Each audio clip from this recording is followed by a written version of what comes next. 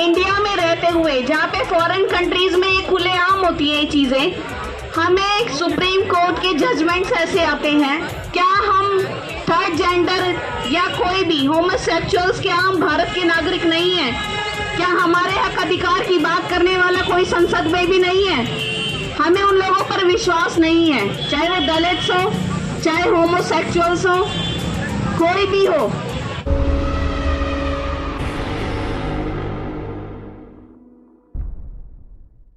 हमें कुछ लोग हैं जो जातिवाद, बाबा साहेब अम्बेडकरिज्म, इक्वालिटी की बात करता है, जो आज 25 फुट ऊंची मूर्ति अमेरिका में लगी है बाबा साहेब की, और उसका नाम क्या दिया है? Statue of equality. तो ये देखिए कि हम इंडिया में रहते हुए, जहाँ पे फॉरेन कंट्रीज में ये खुलेआम होती है ये चीजें, हमें सुप्रीम कोर्ट के जजमेंट्स ऐसे आते हैं। क्या हम थर्ड जेंडर या कोई भी होमोसेक्सुअल्स क्या हम भारत के नागरिक नहीं है? क्या हमारे हक अधिकार की बात करने वाला कोई संसद में भी नहीं है? हमें उन लोगों पर विश्वास नहीं है, चाहे वो दलित्स हो, चाहे होमोसेक्सुअल्स हो, कोई भी हो, चाहे मुस्लिम। आज इस देश की हालत जो है, परिस्थिति वो यही है कि सबके विरुद्ध काम किए जा रहे हैं इस सरकार में। मोदी सरकार आपकी हिंदू धर्म ये अनुमति नहीं देता। सारी बात का एक जो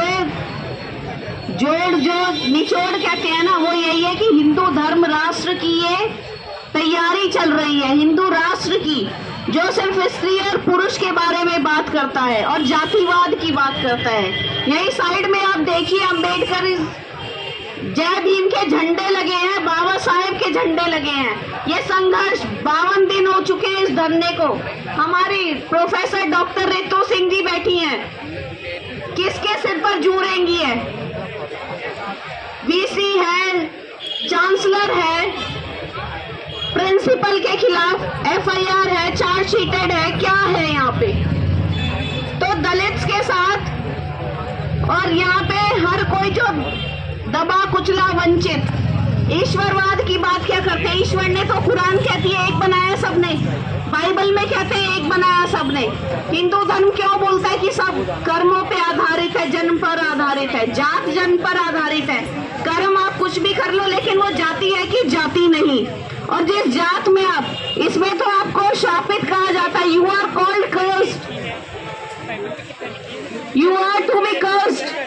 जब मरते हैं, आपको पता है ट्रांसजेंडर्स की डेथ पे क्या किया जाता है कि अगले जन्म में ऐसे पैदा ना हो। क्यों ना पैदा हो? क्यों ना पैदा हो ऐसा? क्या उसने कर्म बेकार किए थे क्या? अगर हम कर्म की बात करें हिंदू धर्म में, तो आप एक इंसान या उसके मरने के टाइम पे आप उसके कर्म कैसे जज कर लोगे? क्या पता वो इतना अच्छा इंसान हो, उसने इतने अच्छे काम किए हो, इतना अच्छा एक्टिविस्ट हो।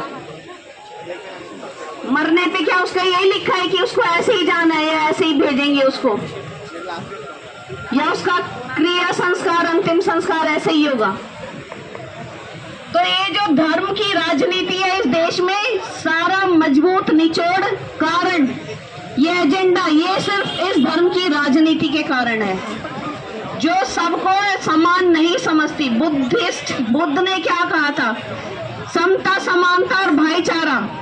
तो समानता की बात नहीं है यहाँ, तभी आज ऐसे जजमेंट्स आते हैं। और वो जो कॉलेजियम सिस्टम यहाँ चल रहा है देश में, जो सारे ब्राह्मणवादी, जिसमें न्याय करने की ताकत ही नहीं है, बुद्धि नहीं है, बुद्धि भ्रष्ट है उनकी। बुद्ध के लोगों को बुद्धू बोल दिया जाता है, और बल्कि वो तो तर्क पर, बुद्धि पर आधारित होता है। चांद पर जाकर आप क्या करोगे जब आप यहाँ इंसानों को सुरक्षा नहीं दे पा रहे, महिलाओं को सुरक्षा नहीं दे पा रहे? मणिपुर जल रहा है, आप इजराइल और फिलिस्तीन की बात कर रहे हो, वहां जाके क्या कर लेंगे हम? क्या कर लेंगे जब हम अपना जातिवाद और यहाँ के लोगों को सुरक्षा ही नहीं दे पा रहे और उनके हक अधिकार नहीं दे पा रहे? संसद में बैठे वो लोग भी क्या कर लेंगे? उन पे हम कैसे विश्वास दिखाएंगे अपना? इन चीजों को समझना है। समय ज्यादा न लेते हुए, और भी वक्ता है, मैं मैं चाहती हूँ कि मैं सबको सुनूं।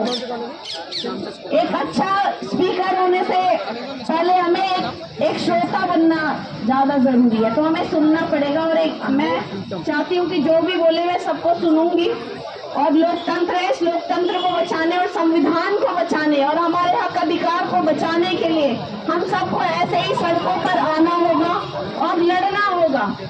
और किसी धर्म और जात से निकलकर हमें भारत का नागरिक पहले, प्रथम और आखिरी हमें एक भारतीय खुद को समझना होगा। और ये जो कहते हैं इंडिया वर्ड से हमें गुलामी का एहसास होता है, तो जब आप विदेशों में जाकर उनके प्राइम मिनिस्टर, उनके प्रेसिडेंट्स के सामने आप झुकते हैं, तब आप गुलाम नहीं होते मोदी जी।